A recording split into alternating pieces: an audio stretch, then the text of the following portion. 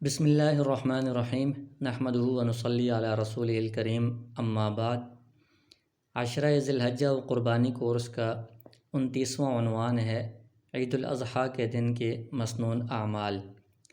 عید کے دن کون سے اعمال کرنا مسنون ہے، اس کا ہم ذکر کریں گے۔ سب سے پہلی بات تو یہ ہے کہ روزانہ ہی اور خاص طور پر جو عید کا دن ہے اس میں فجر کی نماز جماعت کے ساتھ جو مرد ہیں ان کو مسجد میں پڑھنے کا اہتمام کرنا چاہیے، اور جو خواتین ہیں ان کو فجر کی نماز اپنے وقت میں پڑھنے کا اہتمام کرنا چاہیے۔ اور اس طرح دن کی جو باقی نمازیں ہیں ظہر، عصر، مغرب وغیرہ فرض نمازیں، ان کو بھی اپنے وقت پر اہتمام کے ساتھ پڑھنے کی کوشش کرنی چاہیے۔ اس کے بعد نماز فجر کی ادائیگی کے بعد عید کی جو تیاری ہوگی اس میں کچھ کام کرنا مسنون ہے، کچھ اعمال مسنون ہیں۔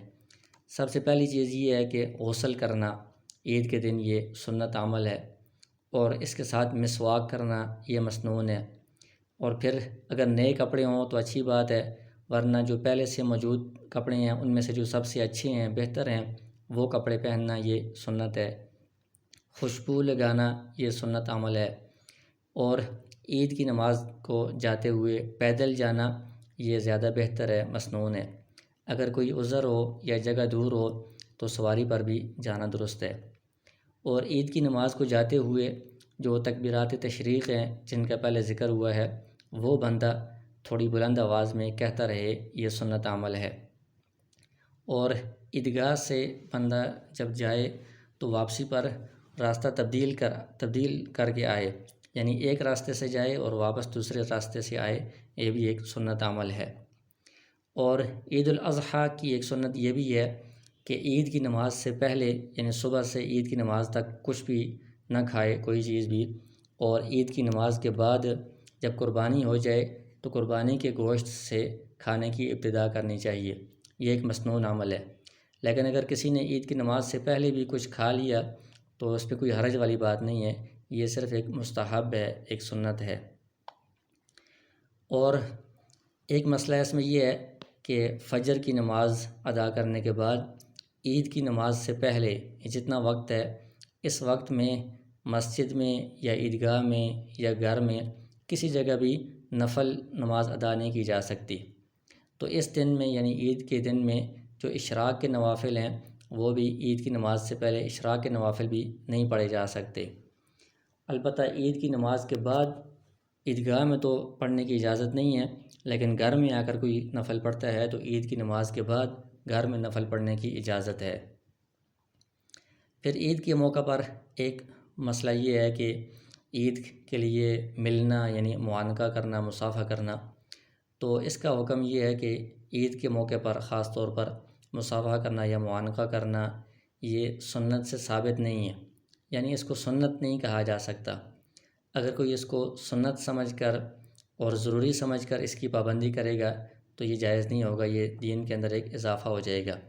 لیکن ویسے خوشی کے لیے کوئی کسی کو ملتا ہے یا اچانک جب کسی سے ملاقات ہوتی ہے تو بندہ مصافحہ کرتا ہے، معانقہ کرتا ہے، اس نیت سے کوئی بندہ کسی سے ملے تو یہ اچھی بات ہے، درست ہے۔ لیکن اگر مسجد میں یا عیدگاہ میں اگر یہ لوگ آپس میں مل رہے ہیں تو اس میں مسجد کے تقدس کا خیال رکھنا ضروری ہے، بہت زیادہ دکم پیل وغیرہ نہ ہو۔ اسی طرح ایک اور مسئلہ ہے عید مبارک کہنا۔ تو عید مبارک یہ ایک دعا ہے، اس کا مطلب یہ ہے کہ اللہ تعالیٰ آپ کے لیے یہ جو خوشیوں والا دن ہے یہ مبارک کرے، اللہ تعالیٰ آپ کو اس میں برکت دے۔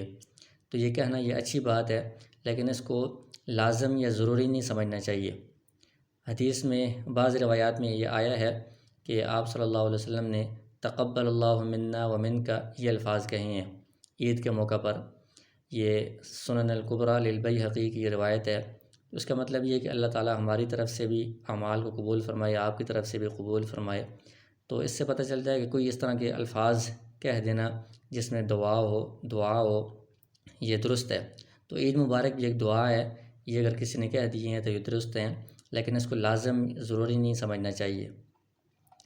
اسی طرح عید کے دن قبرستان جانا یہ عید کی نماز سے پہلے، یعنی فجر کی نماز کے بعد عید کی نماز سے پہلے قبرستان جانا یہ بھی جائز ہے، مستحب ہے، لیکن اس کو بھی ضروری اور لازم نہ سمجھا جائے کہ کوئی بندہ اگر نہیں جا رہا تو اس کو ملامت کی جا رہی ہے، اس پر نکیر کی جا رہی ہے، اس طرح یہ درست نہیں ہے۔